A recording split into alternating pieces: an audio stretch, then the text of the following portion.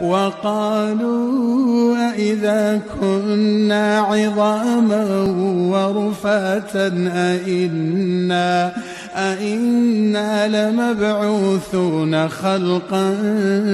جديدا قل كونوا حجارة أو حديدا أو خلقا